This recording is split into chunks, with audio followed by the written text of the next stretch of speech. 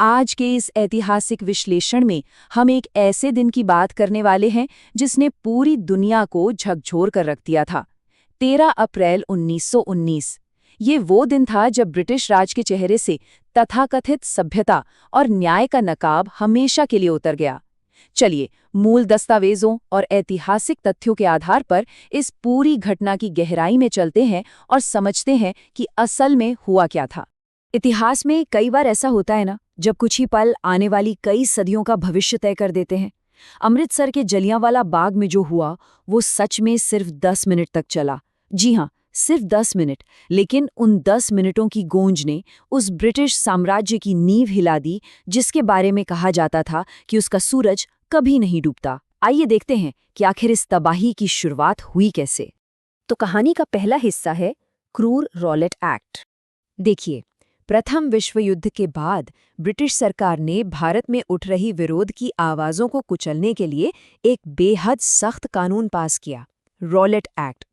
अब जरा सोचिए, इस कानून ने पुलिस को इतनी ताकत दे दी कि बिना किसी वारंट के किसी के भी घर की तलाशी ली जा सकती थी, और तो और सिर्फ शक के आधार पर किसी को भी 2 साल तक जेल में डाला जा सकता था। न कोई प्रेस की आज़ादी, न ही कोई सार्वजनिक सभा करने की छूट, सब कुछ गैरकानूनी घोषित कर दिया गया। इस कानून ने इंसानों से उनके बुनियादी हक पूरी तरह से छीन लिए।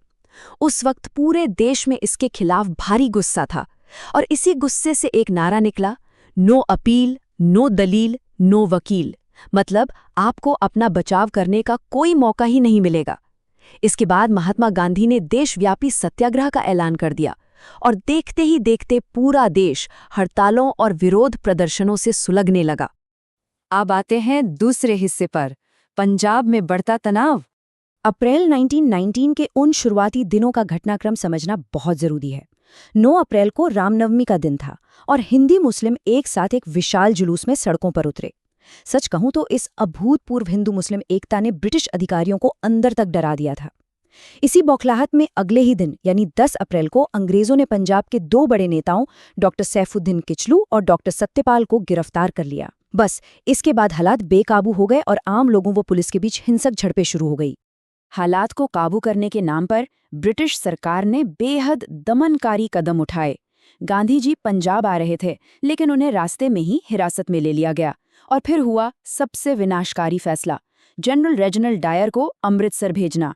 डायर ने आते ही पूरे पंजाब में मार्शल लॉ लगा दिया। सार्वजनिक सभाओं पर सख्त पाबंदी लगा दी गई। सच कहें तो अमृतसर अब बारूद के एक ऐसे ढेर पर बैठा था जिसमें बस एक चिंगारी लगने की देर थी। और वो चिंगारी भड़की हमारे तीसरे हिस्से में, बैसाखी के दिन का नरसंहार। दिन था 13 अप्रैल 1919, बैसाखी का पावन त्योहार। उस दिन दोपहर तक जलियांवाला बाग में करीब 15,000 लोग इकट्ठा हो चुके थे। इनमें से कुछ लोग शांतिपूर्ण तरीके से विरोध करने आए थे, लेकिन बहुत से लोग ऐसे भी थे जो अपने परिवारों के साथ सिर्फ बैसाखी का मेला देखने शहर आए थे। वो पूरी तरह से अनजान होकर इस बाग में पहुंच गए थे। उन्हें मार्शल लॉ या किसी भी पाबंदी के बारे में कोई जानकारी ही नहीं थी। अब जरा इस स्थिति को समझें। ब्रिटिश फौज और उन निहत्थे लोगों के बीच का असंतुलन रोंगटे खड़े करने वाला है। जलियांवाला बाग कोई आम खुला मैदान नहीं था। ये 6.5 एकड़ का इलाका था जो चारों तरफ से ऊंची ऊंची दीवारों से घिरा हुआ था। बाहर आने का सिर्फ एक ही संकरा रास्ता था, और जनरल डायर वो अपने 90 हथियारबंद सैनिकों के साथ वहां पहुंचा और उस इकलौते निकास द्वार को पूरी तरह से बंद कर दिया। ये भीड़ को नियंत्रित करने की कोई कोशिश नहीं थी, ये एक सोची समझी घेराबंदी थी। और फिर डायर ने बिना कोई चेतावनी दिए उस भीड़ पर अंधाधुंध गोलियां चलाने का आदेश दे दिया। सैनिक जानबूझकर वहां गोलियां दाग रहे थे जहां भीड़ सबसे ज्यादा घनी थी। लोग जान बचाने के लिए उन ऊंची दीवारों पर चढ़ने की कोशिश कर रहे थे, लेकिन उन्हें वहीं भून दिया गया। मौत का ये तांडव पूरे 10 मिनट तक चला, और फायरिंग रुकी कब? जब सैनिकों की गोलियां लगभग खत्म हो गईं। ठीक 10 मिनट में 1650 राउंड फायर किए गए। चौथा हिस्सा, एक बेरहम रात। उस बाग के बीचों बीच एक कुआं था। जब गोलियां बरस रही थीं तो जान बचाने की बदहवासी में न जाने कितने लोगों ने उस कुएं में छलांग लगा दी। उन्हें लगा वो बच जाएंगे, लेकिन वो कुआं जीवन रक्षक नहीं बल्कि मौत का कुआं बन गया। एक के ऊपर एक गिरने और दम घुटने के कारण बाद में केवल उस अकेले कुएं के अंदर से ही 120 लाशें निकाली गई। इस घटना का सबसे दर्दनाक पहलू अब सामने आता है। गोलियां रुकने के बाद भी क्रूरता खत्म नहीं हुई थी। डायर ने पूरी शहर की बिजली और पानी काट दिया था। कर्फ्यू लगा हुआ था, इसलिए कोई भी डॉक्टर या मेडिकल मदद बाग में नहीं जा सकती थी। रतन देवी नाम की एक महिला की कहानी दिल दहला देने वाली है। वो अपने मृत पति के शव को आवारा कुत्तों से बचाने के लिए डंडा लेकर पूरी रात वहीं बैठी रहीं। सोचिए, चारों तरफ लाशें थीं और उन्हीं के पास एक 12 साल का घायल बच्चा पड़ा था जो तड़पते हुए कह रहा था, मुझे छोड़कर मत जाना, मुझे पानी चाहिए। और पानी मांगते मांगते ही उस बच्चे ने दम तोड़ दिया। उस रात इंसानियत सच में जलियांवाला बाग की मिट्टी में दफन हो गई थी। 5वां हिस्सा, न्याय का दिखावा। इतनी बड़ी दरिंदगी के बाद पंजाब के तत्कालीन लेफ्टिनेंट गवर्नर माइकल ओडायर ने इस पूरी घटना पर पर्दा डालने की पूरी कोशिश की। अखबारों पर सेंसरशिप लगा दी गई। आधिकारिक ब्रिटिश रिपोर्ट में बेशर्मी से दावा किया गया कि केवल 379 लोग मारे गए हैं, लेकिन असल आंकड़ा 1000 से कहीं ज्यादा था और 2000 से अधिक लोग गंभीर रूप से घायल थे, जिंदगी और मौत के बीच झूल रहे थे। इस नरसंहार के बाद जो प्रतिक्रियाएं आईं वो साफ दिखाती हैं कि दोनों तरफ क्या मानसिकता थी। भारत में शोक और गुस्से की लहर थी। रविंद्रनाथ टैगोर ने अपनी नाइटहुड की उपाधि लौटा दी, महात्मा गांधी ने अपना कायसर-ए-हिंद मेडल वापस कर दिया और कई भारतीय अधिकारियों ने अपने पदों से इस्तीफा दे दिया।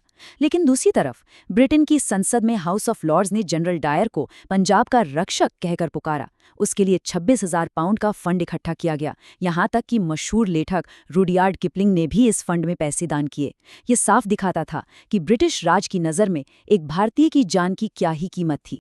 खैर, जब पूरी दुनिया से इस नरसंहार पर थू-थू होने लगी और दबाव बढ़ा, तो जांच के लिए अक्टूबर 1919 में हंटर कमीशन बनाया गया। कमीशन ने माना जरूर कि मारे गए लोग निर्दोष थे और डायर ने अपनी ताकत का गलत इस्तेमाल किया, लेकिन सजा क्या मिली? डायर को बस उसकी नौकरी से हटा दिया गया। सोचिए, 1000 से ज्यादा बेगुनाहों के हत्यारे पर कोई गंभीर आपराधिक मुकदमा तक नहीं चलाया गया, बस एक दिखावा करके छोड़ दिया गया। हमारा आखिरी हिस्सा, प्रतिशोध और अंतिम आज़ादी। ये सच है कि जलियांवाला बाग की उस खून से सनी मिट्टी ने क्रांतिकारियों की एक पूरी नई पीढ़ी को जन्म दिया। इस घटना के तुरंत बाद एक 12 साल का लड़का पैदल ही चलकर उस बाग में पहुंचा। उसने वो लाल हो चुकी मिट्टी अपनी मुट्ठी में भरी और वहीं खड़े होकर अंग्रेजी साम्राज्य को जड़ से उखाड़ फेंकने की कसम खाई। शायद हम सब उस लड़के का नाम जानते हैं। उनका नाम था शहीद-ए-आज़म भगत सिंह। न्याय की ये लड़ाई बहुत लंबी चली। कुदरत ने जनरल डायर को तो 1927 में ब्रेन हैमरेज से मौत दे दी, लेकिन इस पूरे नरसंहार का असली मास्टरमाइंड माइकल ओडायर इंग्लैंड में आराम की जिंदगी जी रहा था। फिर एक और वीर सपूत सरदार उधम सिंह ने जलियांवाला बाग की मिट्टी की कसम पूरी की। उन्होंने पूरे 21 साल तक इंतजार किया और 1940 में लंदन जाकर माइकल ओडायर को गोली मार दी।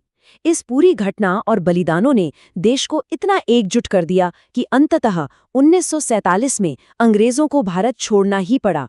तो अंत में ये सवाल इतिहास के पन्नों में हमेशा गूंजता रहेगा, कैसे मात्र 10 मिनट की उस क्रूर हिंसा ने एक ऐसी क्रांति को जन्म दिया जिसने अंततः एक अजेय माने जाने वाले साम्राज्य को उखाड़ फेंका। जलियांवाला बाग सिर्फ एक त्रासदी नहीं है, ये एक बहुत बड़ा सबक है।